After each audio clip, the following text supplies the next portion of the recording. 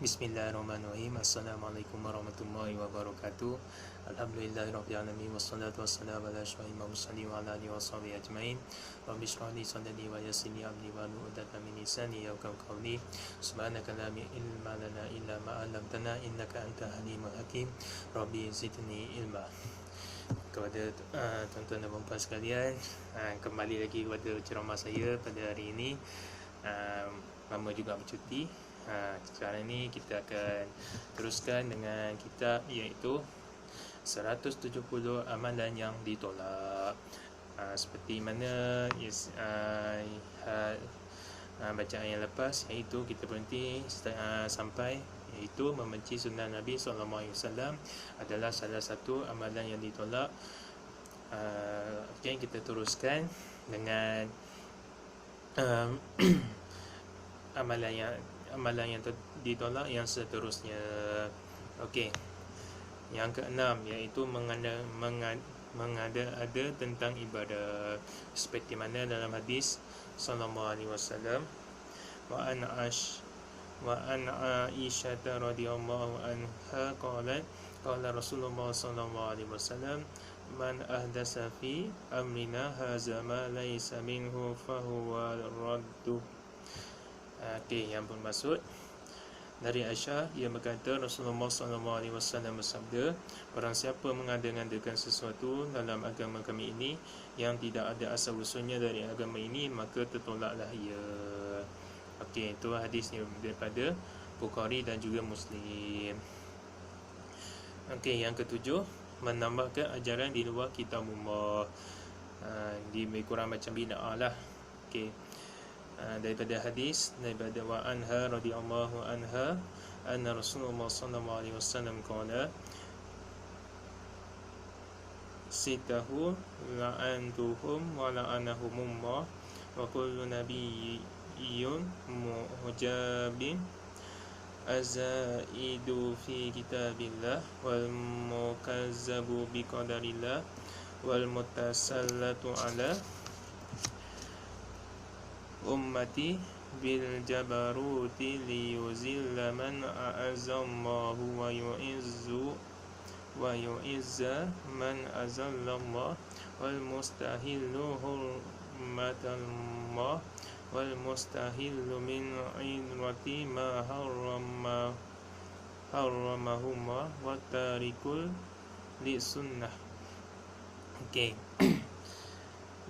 Daripada dari Aisyah, sesungguhnya Rasulullah SAW bersabda, 6 golongan yang aku laknat dan dilaknat oleh Allah tiap-tiap Nabi terkabul doanya. Mereka yang terlaknat ialah iaitu orang menambah kitab Allah, orang yang mendustakan ketetapan Allah, dan orang yang menindas umatku untuk menghinakan orang yang dimuliakan oleh Allah dan memuliakan orang yang dihinakan oleh Allah, dan orang yang mengharamkan apa yang dihalalkan Allah dan orang yang menghalalkan apa yang diharamkan oleh Allah, dan orang yang menghina keluargaku padahal Allah mengharamkannya, serta orang yang meninggalkan sunnah.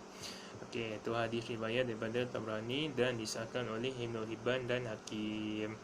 Okey, yang ke-8, mengadakan bid'ah dalam ibadah, seperti mana dalam hadis Nabi SAW, wa an Huzaifah radhiyallahu anhu qala Rasulullah SAW, la yaqbalu Allahu li sahibin bid'atin sauma wala salah wala hajjah wala umrah wala jihad yakhruju minal islami kama takhruju sya'ratu minal ajil. Dari Huzaifah, ia berkata Rasulullah SAW bersabda, Allah tidak akan menerima puasa ahli bid'ah, tidak pula solatnya, hajinya, umrahnya dan jihadnya. Ia keluar dari Islam laksana seutas rambut yang keluar dari tepung. Okey, yang ke-9, menciptakan ajaran sesat, seperti mana dalam hadis sallallahu alaihi wasallam, wa an kasiri bani Abdillah bani Amri bani Aufin an abihi an jaddah anna Rasulullah sallallahu alaihi wasallam qala li bani al-Harisi yawma i'lam ya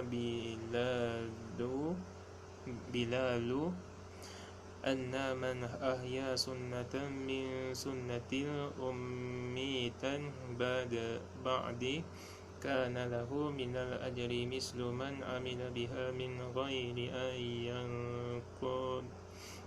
ayyanqussa min ujurihim syai'a wa man ibtada'a dalalatan la yardaha Allah wa rasuluhu kana alaihi mislu asamin man amila biha la yanqusu zalika min awzarin nasi syai'a.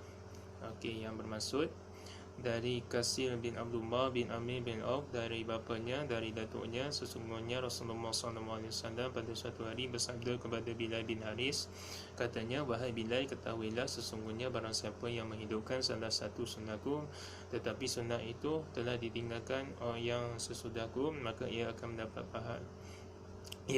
mendapatkan pahala untuk dirinya dan pahala orang-orang yang melaksanakan tanpa mereka dikurangi pahalanya sedikit pun. Dan barang siapa melakukan yang tersesat yang tiada reda Allah dan Rasulnya, maka ia mendapatkan dosa bagi dirinya dan orang-orang yang mengerjakannya, tetap tanpa berkurang sedikit pun dosa-dosa orang yang mengikutinya itu.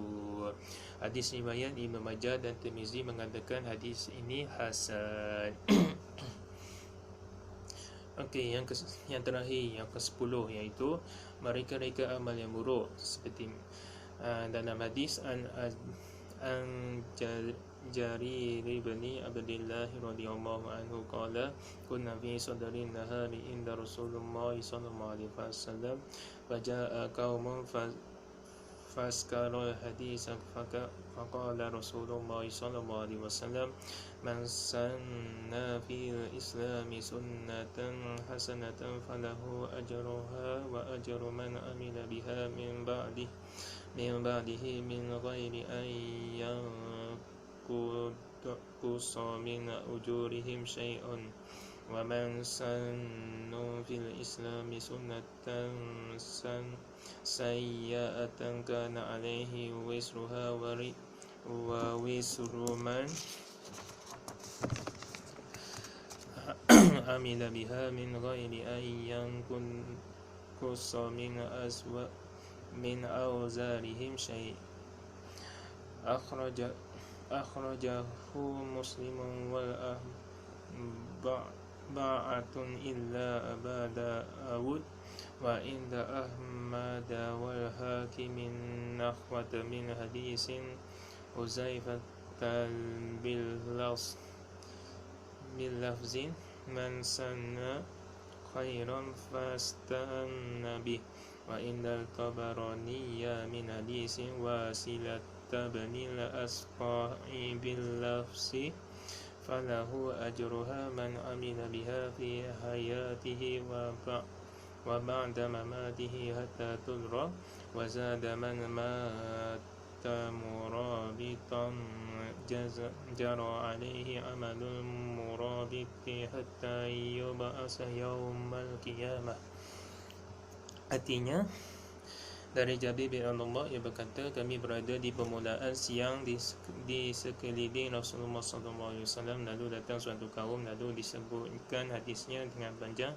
Kemudian Rasulullah SAW bersabda, barang siapa di dalam Islam ini memberi contoh yang baik, maka ia mendapatkan pahala atas kebaikan dirinya dan pahala orang-orang yang mengajarkannya sesudahnya, tanpa berkurang sedikit pun pahala-pahala mereka itu. Barang siapa dalam Islam ini membawa sesuatu yang tidak baik, maka ia menanggung dosanya dan dosa orang-orang yang turut melaksanakannya tanpa berkurang sedikit pun dosa-dosa mereka itu. Hadis riwayat Muslim dan 4 ahli hadis kecuali Abu Daud dan Ahmad. Okey, Hakim meriwayatkan seperti ini dari Huzaifah dengan lafaz, barang siapa memberi contoh kebaikan, maka hendaklah ditiru kebaikannya itu. Pada riwayat Tabrani dari Wasilah bin Al-Qasha dengan lafaz, bagi orang itu pahalanya dan pahala orang-orang yang mengerjakannya selama masa hidupnya dan sesudah matinya, sampai hal itu ditinggalkan orang. Dan ia tambahkan, barang siapa meninggalkan dengan mewariskan kebaikan, maka amalan kebaikannya itu akan mengalir terus kepadanya sampai ia dibangkitkan pada hari kiamat. Okey, setakat itu saja tazkirah saya pada hari ini. sekalian.